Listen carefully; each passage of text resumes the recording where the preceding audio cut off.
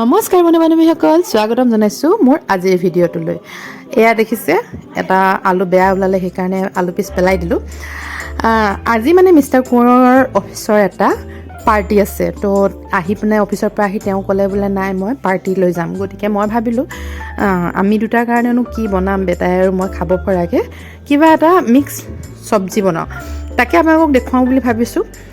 আপোনালোকে যদি ঘৰত বনাই খাইছে আগতে, তেনেহ'লে মোক কমেণ্ট কৰি জনাব, আৰু কোনো বেয়া নাপাব আমি জনা বস্তুটোকে দেখুৱাইছে বুলি, বেলেগ কণ্টেণ্ট নাই নেকি এনেকুৱা টাইপৰ নাভাবিব। মই জাষ্ট দেখুৱাব বিচাৰিছোঁ আমিনো কি খাওঁ, মানে বেটাক মই কি খুৱাওঁ। গোটেই ভেজিটেবলছখিনি ধুনীয়াকৈ কাটি লৈছোঁ, লগতে পিঁয়াজ, আদা, নহৰু ধুনীয়াকৈ গুচাই লৈছোঁ। ইয়াত আপোনালোকে শুকান জলকীয়াই হওক বা কেঁচা জলকীয়াই হওক ব্যৱহাৰ কৰিব পাৰে, আৰু মছলাও ব্যৱহাৰ কৰিব পাৰে, কিন্তু মই সেইবোৰ একো ব্যৱহাৰ কৰা নাই। যিহেতু বেটাই খাব, সেইটো কাৰণে মই মছলা একো ব্যৱহাৰ কৰা নাই, আৰু শুকান জলকীয়াও ব্যৱহাৰ কৰা নাই, বা জলকীয়া একেবাৰে ব্যৱহাৰ কৰা নাই। পিছত মই নিজে কেঁচাকৈ খাম বাৰু, সেইটো বেলেগ কথা, কাৰণ জলকীয়া নহ'লে সোৱাদ নালাগে খাই, হয়নে? আৰু ঠাণ্ডা দিনত জ্বলা অকণমান হ'লে বেছি ভাল লাগে খাই। তো এতিয়া মই প্ৰেছাৰ কুকাৰত অকণমান পিঁয়াজ, আদা, নহৰু ধুনীয়াকৈ দি অকণমান ভাজি লৈছোঁ। ভাজি লৈ এতিয়া মই ইয়াত দিম পাচলিখিনি। পাচলিত আছিলে ৰঙালাও, গাজৰ, স্কোৱাছ আৰু আলু, এইখিনিয়ে আছিলে। এই গোটেইখিনি ধুনীয়াকৈ ভাজি লৈছোঁ। ইয়াত মই বেলেগ একো মছলা ব্যৱহাৰ কৰা নাই, অকণমান জিৰা দিছোঁ, যিটো মানে সৰু ল'ৰা ছোৱালীৰ কাৰণে ভাল বুলি কোৱাৰ কাৰণে দিছোঁ, আৰু নিমখ হালধি দিছোঁ, বেলেগ একো দিয়া নাই।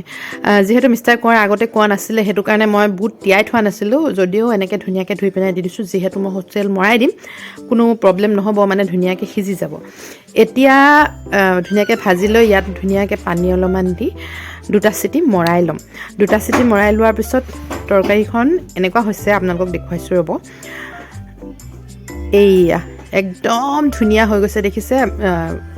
বুটখিনিও ধুনীয়াকৈ সিজিছে।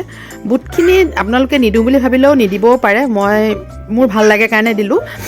আৰু এয়া মই গৰম ভাতৰ লগত গৰমে গৰমে খাম। আৰু লগত কি আছে জানেনে? লগত আছে এটা বইল ডিম।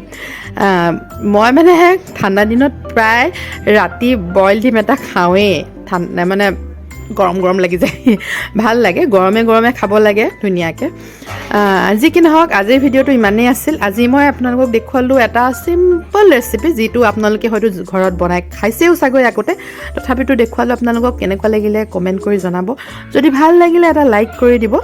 আজিৰ ভিডিঅ'টো শেষলৈকে সম্পূৰ্ণকৈ চোৱাৰ বাবে আপোনালোক সকলোকে বহুত বহুত ধন্যবাদ, আৰু বাহিৰা হুলস্থুলবোৰ আওকাণ কৰিব দেই। Bye bye.